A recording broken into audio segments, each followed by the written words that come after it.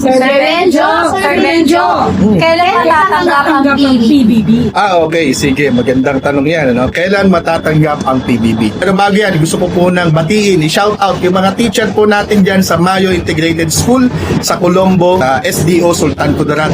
At dyan po sa Manungil National High School sa Kidapawan City. Pareho yan, nasa Region 12. Lalo-lalo na siyempre kay kapatid na Age Ilak at kapatid na Iggy Boy Ignacio.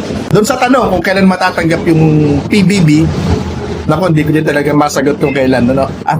Ang sagot dyan, yan ay nakadepende sa submission ng ating Department of Education sa DBM o doon sa AO25 Secretariat. Hapon, meron po sa akin na naipasa na message tungkol doon sa PBB submissions of Form 1.0 as of October 28, 2025. Kumpirmado po yan, galing sa Central Office, kinonfirm po sa atin isang mataas na official natin sa DepEd. Dalawang regions pa lang ang umabot doon sa DBM. At ito yung CAR at saka Region 9. Meron tayong 7 regions na binalik ng Central sa mga regional offices.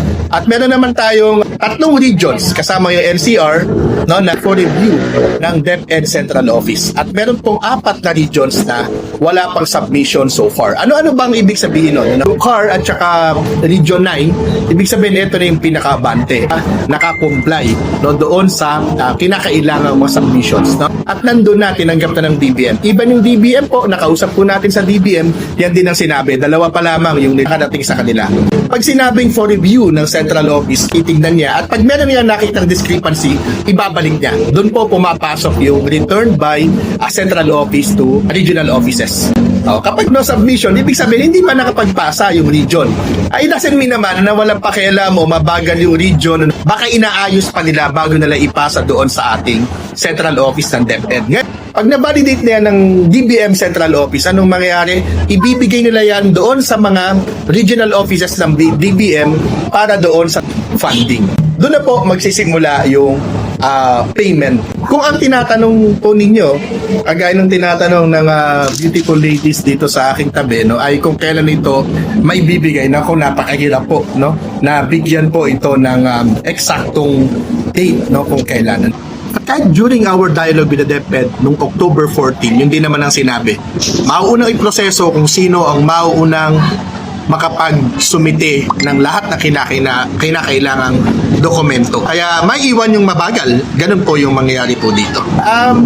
Medyo tumagal at gaya nga ng sinasabi po natin, 2023 pa ito. But ang ibig po sabihin ng 2023, this is allocation for fiscal year 2023. At tandaan po natin, ang PBB po natin ay nakabase sa performance natin ng school year 2023-2024. Yan yung isa.